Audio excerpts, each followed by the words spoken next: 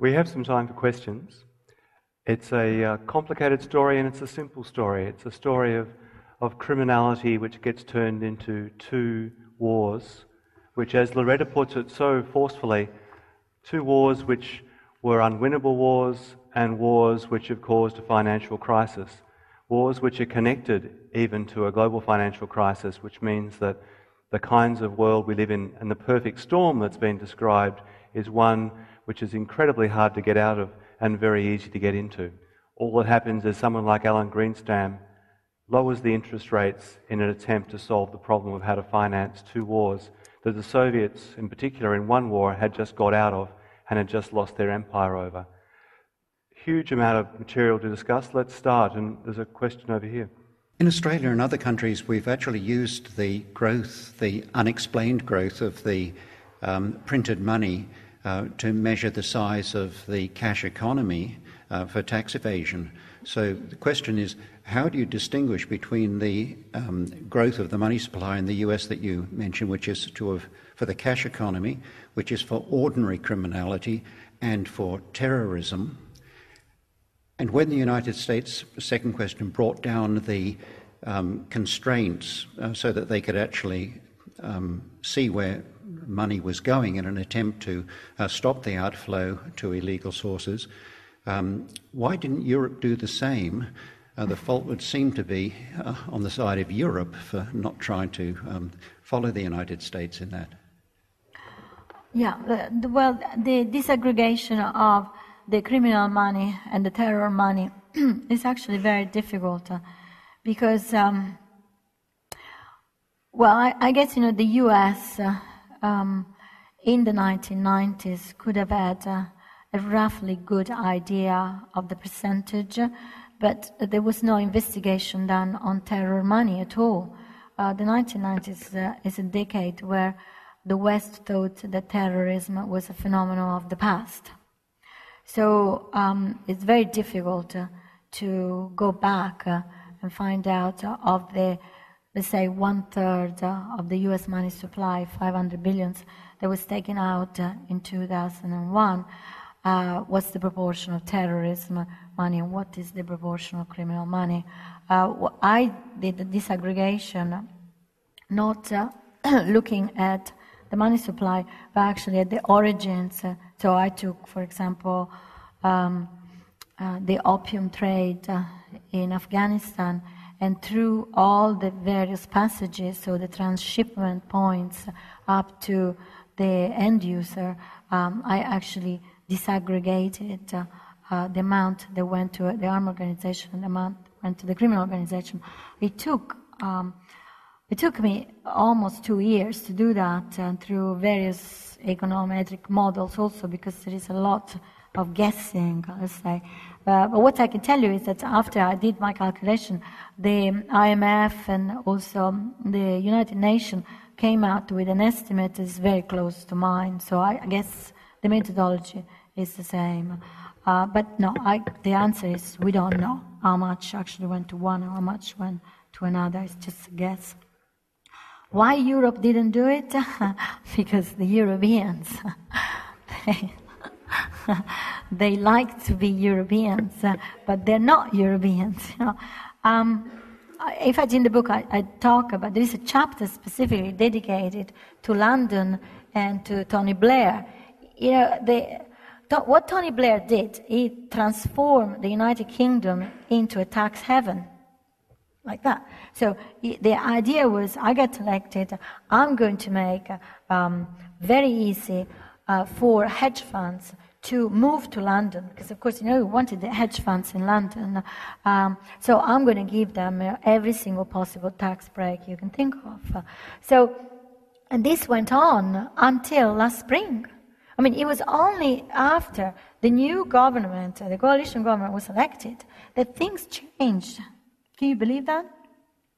I mean, the Europeans also started to go after the tax evasion only this year, because all of a sudden the recession had shrunk government revenues and tax revenues, and now they're searching for money. So now they're going after the money.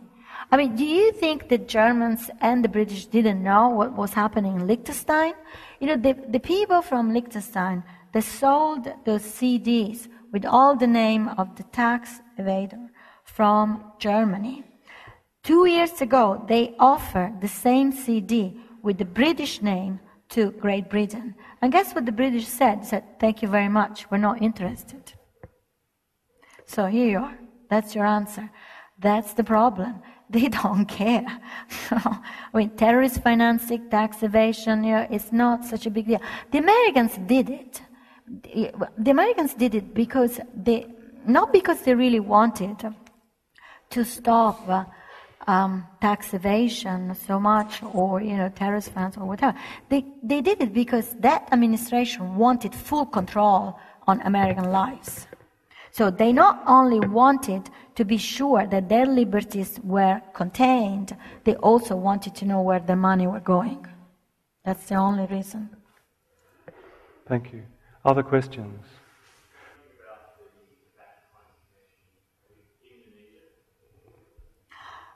Well, there is a network which is called AlDawa, and that's a network that was created by the Wahhabis in Saudi Arabia after the first oil crisis. So we're talking about second half of the 70s. So this is a network of, there are charities, of course, but I wouldn't stigmatize too much the charities. Most of the money actually moved through sponsors. Sponsors that send money. So the idea of this network is that in countries where there is a presence of Muslim, for example, the Balkans, this network will make sure that these people are protected, but also that these people can proselytize, so construction of mosques, construction of madrasas, and so on and so forth. Now that is the most important network. There's been funding Islamic armed organization before 9/11. Now the United States, the Europeans, everybody knew of the existence of that network. The war in Kosovo, for example, unveiled a lot of presence of these people, but nobody touched it because, of course, the relationship that the West has had with the Saudis is a very complex and very ambiguous relationship. Now, after 9/11, that network is still in place, but it's much harder to track it down because, it mostly moves through the Islamic financial system, and definitely Indonesia and Southeast Asia are countries where that kind of network has been funding Islamic armed organization. That doesn't mean that Osama bin Laden, Al-Qaeda, Osama bin Laden was one of the organization and the people in the network. That was another mistake that the media, of course, made, and the governments went along because they wanted us to believe that there was one big enemy called Osama bin Laden and Al-Qaeda, so we go to war against them. In reality, the picture is much more complex. Because the network is a network of many individuals, not necessarily only Saudis. And these people are funding armed organizations and insurgency in places, for example, Indonesia, where there is a very, very large majority of Muslims living there. Loretta, I wonder if you could just add another dimension to that complexity, because you've been talking about the terrorist funding and you've talked about the structural conditions of the global financial crisis around the derivatives markets and those sort of areas, which came into a connection. But another issue comes up along the side of that, which is Islamic banking, which sees a change across the last decade and a half of a magisterial kind within the mainstream economy. Perhaps you could bring that into contention as well. Yeah, sure. Well, Islamic finance is actually the fastest growing sector of international finance today. Well, it has been like that for the last 10 years. So that doesn't mean that sector is a terrorist sector? Absolutely not. I mean, there are, of course, infiltrations, as there are infiltration in the Western system.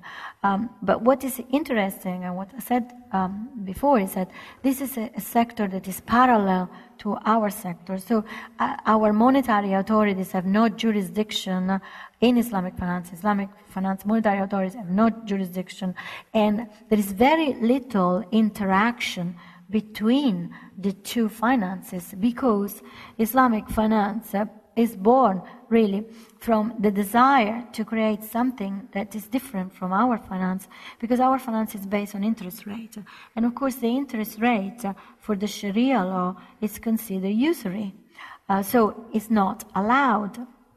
So in the 1970s, when finally some of these countries, particularly Saudi Arabia and the oil-producing countries, started to have enough cash to create their own financial system, they started to build up their own banks, and these are the first Islamic banks. And Islamic banks is an interesting mix, because you have from one side the bankers, which of course put down the structure of the Islamic bank, and at the same time you have the scholars, the religious scholars, who actually made sure that this structure was Sharia compliant, so that this structure did not go against the tenets of the Sharia law. And one of course, these tenets is the fact that the interest rate cannot be used. So we see the birth of a new financial system in the late 1970s, which of course remained very peripheral to the international finance until 9/11, because after 9/11, that $1 trillion that was taken out from the United States, a very large chunk of that actually went into Islamic finance.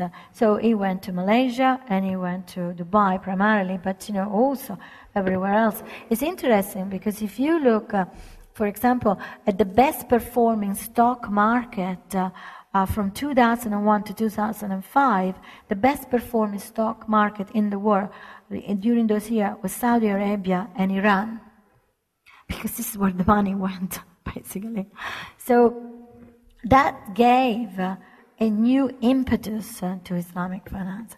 And this is also when Western banks started to realize that Islamic finance was not a joke, but it was actually a reality. So this is when they all started to open their offices in Dubai or in other locations in the Middle East, and started to produce Sharia-compliant products, because they wanted to tap into that system, because we're talking about 1 billion Muslim, which potentially can be client of these banks. So I say in that book that in reality there is a lot we can learn from Islamic finance, because the base, let's say the structure of Islamic finance is very similar to the original structure of our banking system when it was created. I mean, in reality, a bank has a social task. A bank is not a money-making machine only. I mean, of course, it's also an enterprise. But before being an enterprise, a bank performs a social task.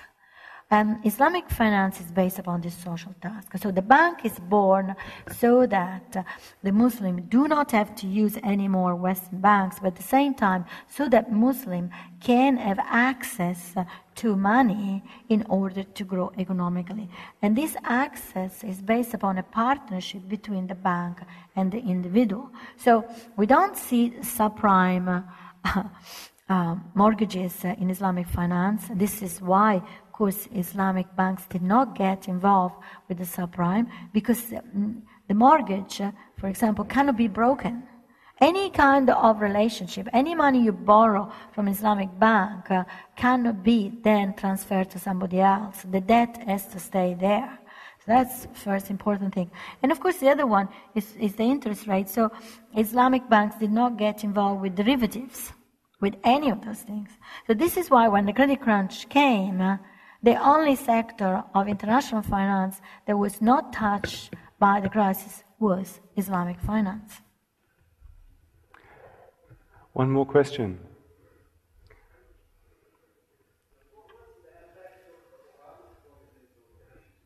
Sorry, I didn't understand. For those who didn't hear, the question was, what was the effect of Obama's views on these particular questions?